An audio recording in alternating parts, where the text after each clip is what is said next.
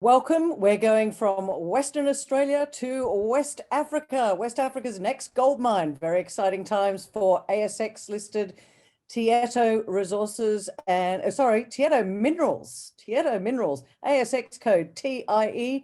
Here to tell you the story, please welcome Mark Stryzak. He is the Executive Director. Over to you, Mark. Yep. Hi, Kerry, and thanks very much for that. And hello, everyone. I'm sure there's some of you that have across the story, but there's also maybe you might not have come across us before, and that's what we find is pretty common. We've been doing a lot of work, and look, you're joining us at a really exciting time.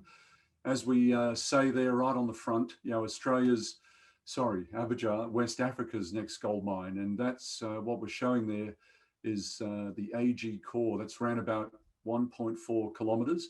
And as you can see, it looks great for development. There's no people living on top and there's no cropping. And importantly, as I'll discuss through the slide, there's some really high grades right at surface. So as we say, we really see this shaping up as a very good development prospect. But also remember there'll be lots of exploration because Tietto is a little bit different in that we run our own drilling company in-house. And that allows us to drill for very, very cheap rates, but also allows us to drill like a major for the cost of a junior. And it really allows us to look after the bank balance, but importantly, grow resources very, very quickly. And that's what we'll talk about today. So moving on, obviously there's forward-looking statements, and I definitely encourage you to do some of your own research, and if you like what you see, because we really think we're onto something special here. So here we go, fast-tracking development of Abujar, and we're in Cote d'Ivoire. It's definitely a great investment destination. You might be followed Perseus. They've developed ASX listed, Sissingué running, Yare growing, and on track to be a new gold mine with first pour by the end of the year. So it gives you some context. It's a very good destination. And you might also have been following Endeavour. May not be so familiar to Australian investors, but growing into probably a top 10, 1.5 million ounce. And they've got a number of projects in Cote d'Ivoire. So, and then obviously there was Randgold as well. So, because what I'm saying here, it's a very good destination. We're onto something really special here and something very large, over 3 million ounces. And it's an open pit opportunity. So that brings with it a lot less development risk than from an underground, but there may be some of that in the future as well. A feasibility study underway, and that really allows us, and as shareholders and investors, to see what it's worth. So that PFS, a key one to note, Q1 2021. So that's coming up, and a DFS expected Q3 2021 as well. So moving very, very quickly. We've got importantly, as we saw from the front, there is that clear pathway to development. We've secured what's called an ESIA, so that's our environmental approval. We're also onto the next stages of getting our mining license. We're also very close to grid power. That's very, very cheap in Cote d'Ivoire, and I'll talk about that. Importantly, it's no good having all of these plans if you don't have the money to back it. And that's what we've got currently, over $60 million of cash to hand. So that allows us to drive our strategy forward. And importantly, the exploration will not be stopping. Recently announced yesterday, actually, that 70,000 meter drilling program, that's underway. And we'll talk about where these targets are. Analysts have said, and I love it, severely unexplored. So there's numerous drill targets here, and we'll be talking about that. There's a lot of artisanal workings for us to go and drill. And obviously that's how we discovered the AG high-grade core. Our 6 company drill rigs, we've currently got 4 operating, and we'll be rolling out our NOC 1000 into the field, which can hopefully can drill about 1,000 meters. We think we'll be able to get down to about 800 meters vertical. So the key there, high tempo exploration continues.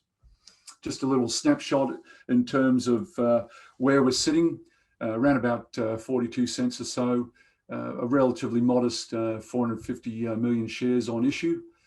So that gives us a capitalization of just knocking on the door of just under 200 million market cap. Obviously that cash, and I think the next value there, that enterprise value, there's a lot of value on the table here.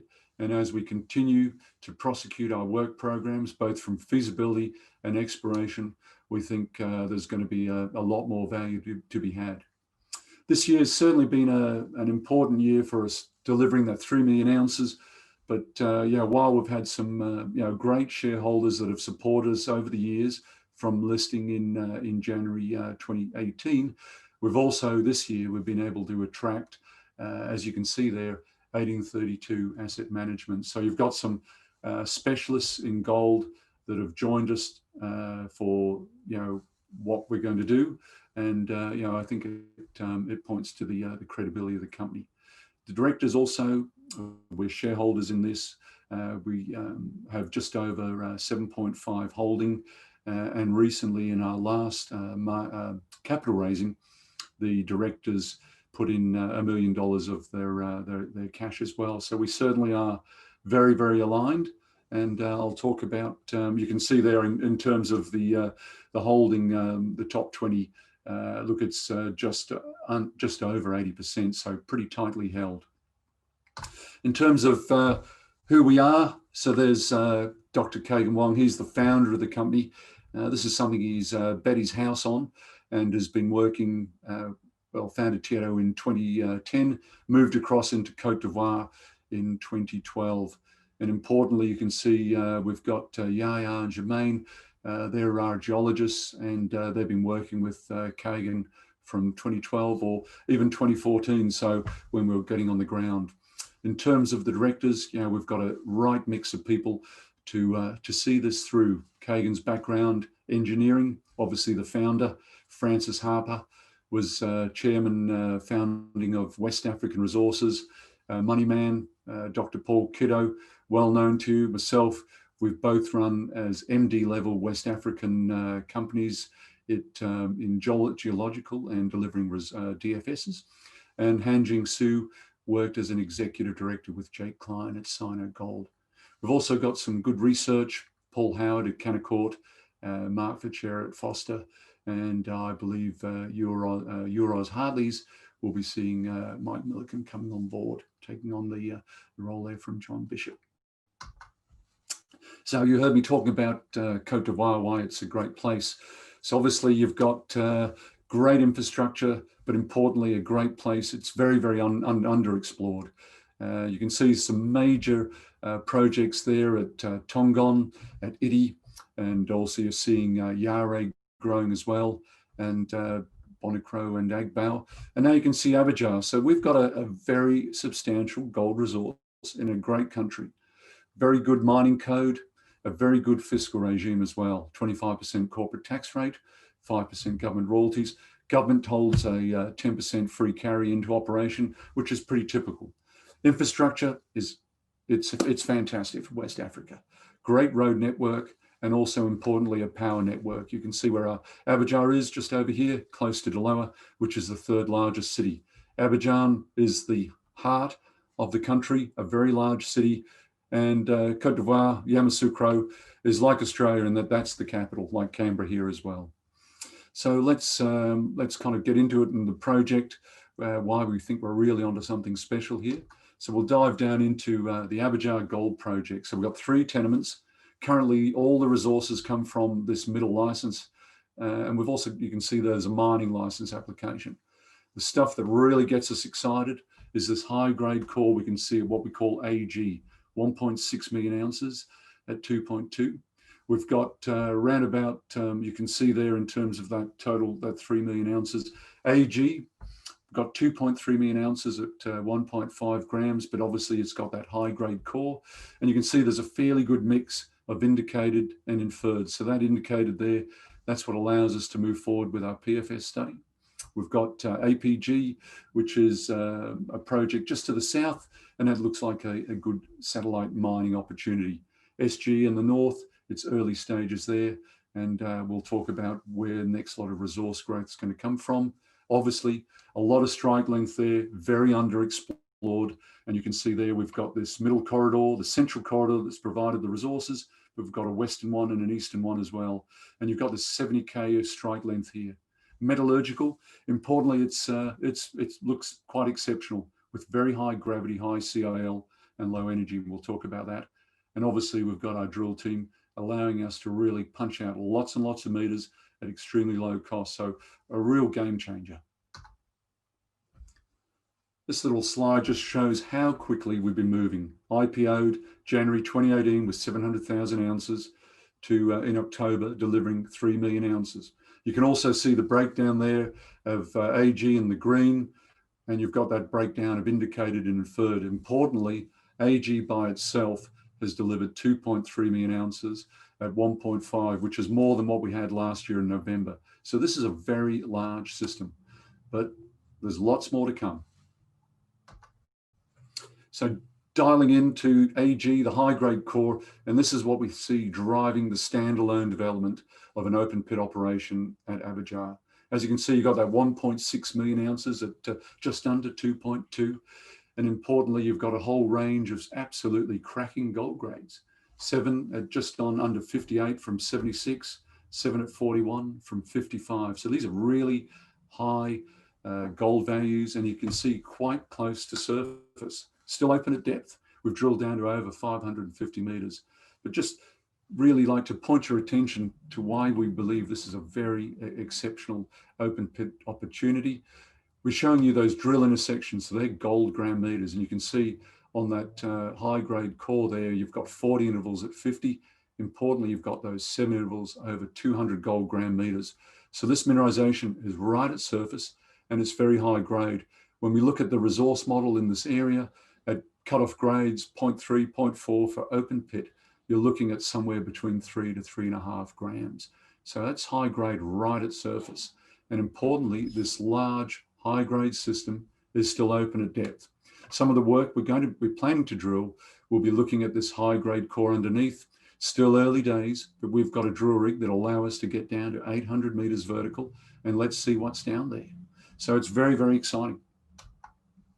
Just showing you a cross section of some of the mineralization there. You can see why it's very amenable for open pit. We've got a fairly wide, true width here between 50, probably to about 80 meters, and these high grades right amongst it there. So that would probably be the open pit opportunity. And then potentially you've got this underground opportunity here. Still more drilling to do, mind you, but there's lots to get after here. Lots of good high grades. Just showing you AG, which is around about, as you can see there, it's quite a large system by itself, about 5 Ks of strike, and it's located 5 kilometers to the south. So we've got what is currently a fairly modest 700,000 ounces at 0.7. There's round about 500,000 ounces at 1 gram in there at around a 0.5 cutoff grade. So this system, it's very early days. It's only inferred, but we can see there's some higher grades amongst it as well. So that's some of the work we'll be doing.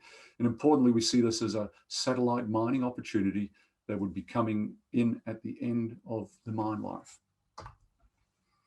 So getting on to where the next lot of resource growth is going to come from. You can see here, we've just on the middle tenement, we've got those 3 western, central, and east corridors. And you can see there within trucking distance, 10 Ks, there's over 20 targets in here. So there's lots and lots of fairway to work with. And you can see there in the north, we've got targets here at Gamina. That's some of the workings there in 2014, December 2014, where Kagan was. And we've also got some drill-ready targets down here at Isia to the south as well. So lots and lots of resource growth to look forward to, lots of drilling. And obviously we're going to be drilling at a very high tempo, but also for very low cost. So I'll show you where some of the resource growth is going to come from, where those targets are drilling. So the 70,000 meters, announced that yesterday. That's that's underway.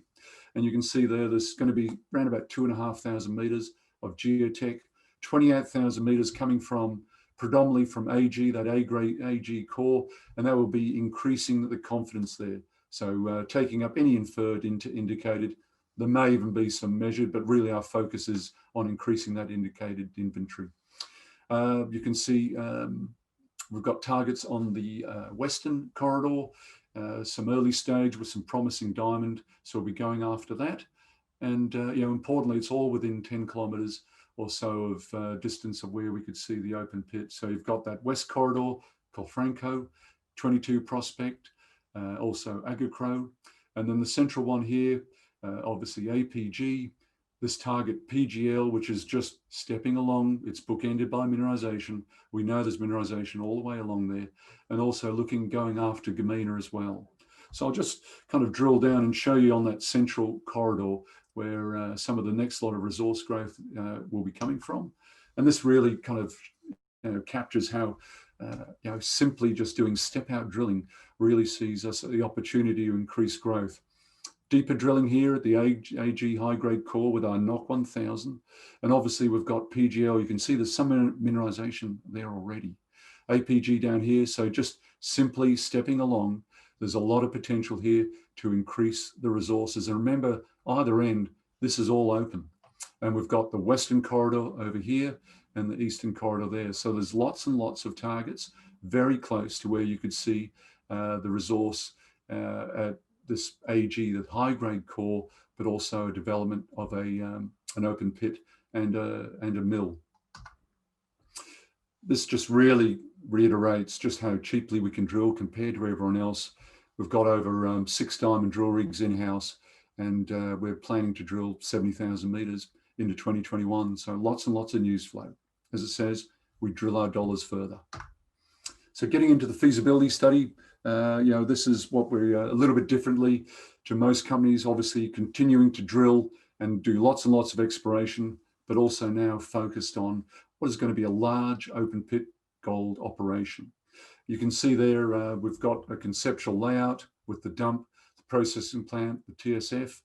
I think one of the keys here, it is going to be fairly large, and you look at that, we've got that resource base to be able to feed this for a fairly long operation. And importantly, either end of the mineralization, as we just talked about, is all open. Some of the keys to really think about here and why this is a very good opportunity is that simple metallurgy, high gold recoveries and low energy uses. So I'll show you there, but typically we've got recoveries of up to 98 to 99% with gravity in the order of 80%. The grinding, this material is very soft. Energy usage is around about 30% less than our peers. So it's really setting us up for a very low CapEx, low OpEx operation. And that also, those physical properties, that high gravity CIL, and also that low energy usage allows us to have a very simple flow sheet. So single stage crushing in a SAG mill, and then with gravity for CIL. Infrastructure, very, very close to Deloa, great road network. There's also a power 90 kilovolt ring main feeder in Deloa, so power costs in Cote d'Ivoire are very cheap. This project will be on grid power. Environmental approval, that's been secured. We're chasing the mining license, mining convention approval. We believe we'll have that in the first half of 2021. We've got a great team working with us, Mintrex on the plant design, Knight Peacehold on the water layout. We've got RPM Global Rungi doing the mining study and also the resource.